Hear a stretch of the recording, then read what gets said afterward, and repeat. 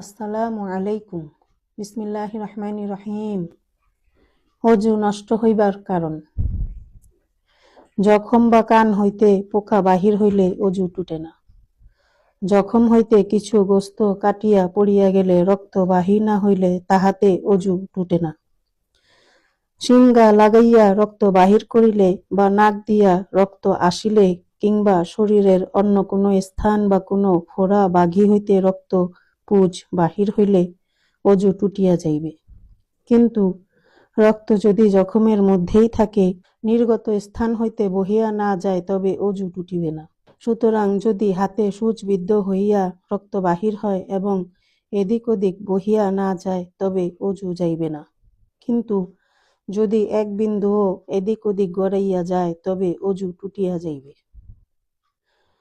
নাক সাফ করিবার সময় যদি জমাট বাঁধা রক্ত বাহির হয়, তবে তাহাতে অজু যাইবে না। কেননা পাতলা তরল রক্ত বাহির হইয়া বহিয়া গেলে অজু টুটিয়া যায়। সুতরাং যদি নাকে আঙ্গুল দিলে তাহাতে রক্তের দাগ দেখা যায়, কিন্তু সে রক্ত বহিয়া না আসে, তবে তাহাতে অজু নষ্ট হইবে না। চোখে কোনো দানা ছিল, তাহা ভাঙিয়া গিয়া পানি বাহির হইয়াছে, কিন্তু চোখের ভিতরেই রহিয়াছে, বাহিরে আসে নাই, তাহাতে অজু যাইবে না। কিন্তু বাহিরে আসিয়া থাকিলে অজু টুটিয়া যাইবে। এরূপ কানের মধ্যে কোনো দানা থাকে আর পুজ বা রক্ত বাহির হয়, তবে দেখিতে হইবে যে রক্ত বা পুজ যদি গোসলের সময় যে পর্যন্ত ধোয়া ফরজ সে পর্যন্ত না আসিয়া থাকে, তবে অজু যায় না। আর যদি সে পর্যন্ত আসিয়া থাকে, তবে অজু টুটিয়া গিয়াছে। ফোড়া বা ফোস্কার উপরের চামড়া উঠাইয়া ফেলিলে যদি ভিতরে রক্ত বা পুজ দেখা যায়, কিন্তু বাহিরে বহিয়া না আসে, তবে অজু যায় না। বাহিরে বহিয়া আসিলে অজু টুটিয়া যাইবে। ফোড়া ইত্যাদির জখম খুব গভীর হইলেও যে পর্যন্ত রক্ত বা পুজ মুখের বাহিরে না আসে, সে পর্যন্ত অজু যায় না। ফোড়া বা বাঘির রক্ত নিজে বাহির হয় নাই, যদি টিপিয়া বাহির করা হইয়া থাকে এবং জখমের বাহিরে বহিয়া যায়, তবে অজু টুটিয়া যাইবে। কাহারও জখম হইতে একটু একটু করিয়া রক্ত বাহির হইতেছে, আর সে রক্ত কাপড় দিয়া মুছিয়া ফেলিতেছে, যাহাতে রক্ত বহিয়া এদিক ওদিকে না যাইতে পারে, তবে এখন তাহার চিন্তা করিয়া দেখিতে হইবে যে যদি সে না মুছিত, তবে রক্ত বহিয়া জখমের মুখ হইতে ছড়াইয়া পড়িত কিনা। যদি ছড়াইয়া পড়িত বলিয়া মনে হয়, তবে অজু টুটিয়া যাইবে। যদি এরকম বিশ্বাস হয় যে না মুছিলেও রক্ত এত কম ছিল যে এদিকে ওদিকে ছড়াইত না, তবে অজু যাইবে না। থুতুর সঙ্গে রক্ত দেখা গেলে যদি উহা নেহায়েত কম হয়, বর্ণ সাদা বা হলদে রঙের মতো হয়, তবে অজু যাইবে না। আর যদি রক্ত বেশি হয় এবং লাল রঙের মতন হয়, তবে অজু টুটিয়া যাইবে। দাঁত দ্বারা কোনো জিনিস চিবাইতে সেই জিনিসের উপর রক্তের দাগ দেখা গেল, কিন্তু থুতুর সঙ্গে আদৌ রক্তের রং দেখা গেল না, ইহাতে অজু যাইবে না। ঝোঁক লাগাইলে যদি উহা এত পরিমাণ রক্ত পান করিয়া থাকে যে ঝোঁকটাকে কাটিয়া ফেলিলে রক্ত বহিয়া পড়িবে, তবে অজু টুটিয়া যাইবে। যদি সামান্য মাত্রায় পান করিয়া থাকে, তবে অজু যাইবে না। মশা মাছি বা ছাড় পোকায় যে রক্ত পান করিয়া থাকে, তাহাতে অজু যায় না। যদি কানের মধ্যে বেদনা অনুভব হয় এবং পানি বাহির হয়, যদিও কোনো ফোড়াফুসি অনুভব না হয়, তবুও এরকম পানি নাপাক। উহা কানের ছিদ্রের বাহিরে এমন জায়গা পর্যন্ত আসিলে অজু নষ্ট হইবে, যাহা অজুর মধ্যে ধোয়া ফরজ। যদি নাভিস্থান হইতে পানি বাহির হয় এবং বেদনাও অনুভব হয়, তবে তাহাতে অজু নষ্ট হইবে। কিংবা যদি চক্ষু হইতে পানি বাহির হয় এবং বেদনাও হয়, তবে তাহাতে অজু নষ্ট হইবে। অন্যথায় শুধু চোখ দিয়া পানি বাহির হইলে অজু যাইবে না। বমিতে ভাত, পানি বা পিত্ত বাহির হইলে যদি মুখ ভরিয়া আসিয়া থাকে, তবে অজু যাইবে। মুখ ভরিয়া না আসিলে অজু টুটিবে না। মুখ ভরিয়া আসার অর্থ মুখের মধ্যে সামলাইয়া রাখা কষ্টকর হইয়া পড়ে এই পরিমাণ। মুখ ভরিয়া কফ বমি করিলে অজু যাইবে না। বমিতে প্রবহমান তরল রক্ত বাহির হইলে অজু টুটিয়া যাইবে। তাহা মুখ ভরিয়া আসুক বা কম আসুক, জমাট রক্ত মুখ ভরিয়া বাহির হইলে অজু নষ্ট হইবে, অন্যথায় অজু যাইবে না। অল্প অল্প করিয়া বমি হইলে, যদি সমস্ত বমি একত্র করিলে এত পরিমাণ হয় যে সেই সব একেবারে হইলে মুখ ভরিয়া যাইত, তবে যদি একেবারে উদ্বেগে সেই সব বমি হইয়া থাকে, তবে অজু টুটিয়া যাইবে। আর যদি প্রথমবারের উদ্বেগ সম্পূর্ণ চলিয়া গিয়া বমি ভাব দূর হইয়া যায়, আবার উদ্বেগের সহিত সামান্য বমি হয়, এবং দ্বিতীয়বারের উদ্বেগ থামিয়া গিয়া তৃতীয়বার আবার নতুন উদ্বেগ হইয়া সামান্য বমি হইয়া থাকে, তবে এই সব যোগ করা হইবে না এবং অজুও যাইবে না। শুইয়া শুইয়া সামান্য কিছু ঘুমাইলেও অজু টুটিয়া যাইবে। আর যদি কোনো বেড়া বা দেয়ালের সঙ্গে হেলান দিয়া বসিয়া বসিয়া ঘুমাইয়া থাকে, তবে যদি নিদ্রা এত গাঢ় হইয়া থাকে যে ওই বেড়া বা দেয়াল সেখানে না থাকিলে ঘুমের ঝোঁকে পড়িয়া যাইত, তবে অজু টুটিয়া যাইবে। নামাজে দাঁড়ানো অবস্থায় ঘুমাইলে অজু যায় না, কিন্তু কোনো রকম নিদ্রা অবস্থায় আদায় করিলে তাহা দ্বিতীয়বার করিতে হইবে। সিজদা অবস্থায় বিশেষ করিয়া স্ত্রীলোকদের ঘুম আসিলে অজু টুটিয়া যাইবে। নামাজের বাহিরে কোনো বেড়া বা দেয়ালে হেলান না দিয়া চুতর দৃঢ়ভাবে চাপিয়া বসিয়া ঘুমাইলে তাহাতে অজু যাইবে না।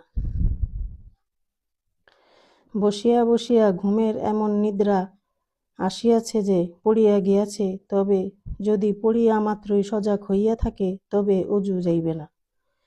আর যদি কিছু মাত্র বিলম্বে জাগিয়া থাকে, তবে অজু যাইবে। আর যদি শুধু বসিয়া বসিয়া ঝিমাইতে থাকে, না পড়ে, তবে অজু যাইবে না। সামান্য সময়ের জন্য বেহুশ বা পাগল হইয়া গেলে অজু যাইবে। যদি তামাক ইত্যাদি কোনো নেশার জিনিস খাইয়া এরকম অবস্থা হইয়া থাকে যে ভালো মতো হাঁটিতে পারে না, পা এদিক সেদিক চলিয়া যায়, তবে তাহাতেও অজু যাইবে। নামাজের মধ্যে এরকমভাবে হাসিলে যাহাতে নিজেও শব্দ শুনিতে পায় এবং পার্শ্বস্থ লোকেও শব্দ শুনিতে পায়, অর্থাৎ হা হা খিলখিল করিয়া হাসিলে অজুও যাইবে এবং নামাজও টুটিয়া যাইবে। আর যদি এরকমভাবে হাসে যাহাতে নিজেও আওয়াজ শুনিয়া থাকে এবং অতি নিকটে যদি কেহ থাকে সেও শুনিতে পায়, কিন্তু পার্শ্বস্থ লোকেরা সাধারণত শুনিতে না পায়, তবে তাহাতে শুধু নামাজ টুটিবে, অজু টুটিবে না। আর যদি হাসিতে আওয়াজ মাত্রও না হইয়া থাকে, শুধু ঠোঁট ফাঁক হইয়া দাঁত বাহির হইয়া থাকে, তবে তাহাতে অজুও যাইবে না, নামাজও যাইবে না। নাবালক ছেলে বা মেয়ে খিলখিল করিয়া হাসিলেও তাহার অজু যাইবে না। ঐরূপ তেলাওয়াতের সিজদার মধ্যে কোনো বালেক ছেলে বা মেয়ে খিলখিল করিয়া হাসিলেও তাহার অজু যাইবে না, তবে ওই সিজদা ও নামাজ আদায় হইবে না, পুনরায় আদায় করিতে হইবে। অজুর পর নখ কাটাইলে বা জখমের উপরের মরা চামড়া খুঁটিয়া ফেলিলে তাহাতে অজুর কোনো ব্যাঘাত হয় না। অজু দ্বিতীয়বার করিতে হইবে না, বা শুধু সেই জায়গাটুকু ধোয়ারও কোনো হুকুম নাই। ইয়া অন্য কাহারও সতরে নজর পড়িলে বা নিজের সতর খুলিয়া গেলে তাহাতে অজু যায় না। হ্যাঁ, ঠেকা না হইলে অন্যের সতর দেখা বা নিজের সতর খোলা গুনাহের কাজ। ওইরূপে অবরুদ্ধ গোসলখানায় কাপড় খুলিয়া গোসল করিয়া ওই কাপড় খোলা অবস্থায় যদি অজু করিয়া থাকে, তবে তাহাতেই অজু হইয়া যাইবে, পুনরায় অজু করিতে হইবে না। যে জিনিস শরীর হইতে বাহির হইলে অজু টুটিয়া যায়, সে জিনিস নাপাক, আর যে জিনিস বাহির হইলে অজু যায় না, সে জিনিস নাপাক নহে। অতএব যদি সামান্য রক্তবিন্দু বাহির হইয়া থাকে আর জখমের মুখ হইতে ছড়াইয়া না যায়, বা সামান্য কিছু বমি হইয়া থাকে আর তাহাতে ভাত পানি পিত্ত বা জমাট রক্ত বাহির হইয়া না থাকে, তবে ওই রক্ত এবং বমি নাপাক নহে। যে জিনিস শরীর হইতে বাহির হইলে অজু টুটিয়া যায়, আর সে জিনিস নাপাক, আর যে জিনিস বাহির হইলে অজু যায় না, সে জিনিস নাপাক নহে। অতএব যদি সামান্য বিন্দুমাত্র রক্ত বাহির হইয়া থাকে আর জখমের মুখ হইতে ছড়াইয়া না যায়, বা সামান্য কিছু বমি হইয়া থাকে আর তাহাতে ভাত পানি পিত্ত বা জমাট রক্ত বাহির না হয়, তবে ওই রক্ত এবং বমি নাপাক নহে। সুতরাং উহা কাপড়ে বা শরীরে লাগিলে তাহা ধোয়া ওয়াজিব নহে। আর যদি মুখ ভরিয়া বমি হইয়া থাকে বা রক্ত জখমের মুখ হইতে ছড়াইয়া পড়িয়া থাকে, তবে তাহা নাপাক এবং উহা ধোয়া ওয়াজিব। যদি এই পরিমাণে বমি করিয়া গ্লাস, পেয়ালা বা বদনায় মুখ লাগাইয়া কুলি করিবার জন্য পানি লইয়া থাকে, তবে ওই পাত্রগুলিও নাপাক হইয়া যাইবে। অতএব সতর্ক হওয়া চাই। হাতে করিয়া পানি লইয়া কুলি করাই নিরাপদ। শিশু ছেলে যে দুধ উদগীরণ করে, তাহারও এই হুকুম। যদি মুখ ভরিয়া না আসিয়া থাকে তবে নাপাক নহে, কিন্তু মুখ ভরিয়া আসিয়া থাকিলে উহা নাপাক। অজুর কথা বেশ স্মরণ আছে, কিন্তু তারপর অজু টুটিয়াছে কিনা তাহা স্মরণ নাই, তবে শুধু এতটুকু সন্দেহে অজু যাইবে না। পূর্বের অজুই আছে বলিয়া মনে করিতে হইবে। ওই অজু দিয়া নামাজ পড়িলে নামাজ হইয়া যাইবে, তবে সন্দেহ স্থলে পুনরায় অজু করাই ভালো। অজুর সময় সন্দেহ হইল যে অমুক জায়গা ধোয়া হইল কিনা, এমত অবস্থায় ওই জায়গা ধুইয়া লইবে। অজুর শেষে এইরূপ সন্দেহ হইলে কোনো পরোয়া করিতে নাই। কিন্তু অমুক জায়গা ধোয়া হয় নাই বলিয়া নিশ্চিত বিশ্বাস হইলে সেই জায়গা ধুইয়া লইবে। বেঅজুতে কোরআন শরীফ ছোঁয়া জায়েজ নহে। অবশ্য যদি পৃথক কোনো কাপড় দিয়া ধরে তবে জায়েজ আছে, কিন্তু নিজের পরিহিত কাপড় বা কুর্তার আঁচল দিয়া ধরা জায়েজ নহে। যদি মুখস্থ পড়ে তবে বেঅজুতেও জায়েজ আছে। আর যদি কোরআন শরীফ সামনে খোলা থাকে, উহাতে হাত না লাগায় তবে দেখিয়া পড়াও জায়েজ আছে। এইরূপে যেসব তাবিজে বা দস্তরিতে কোরআন শরীফের আয়াত লেখা থাকে, তাহাও বেঅজুতে ছোঁয়া জায়েজ নহে।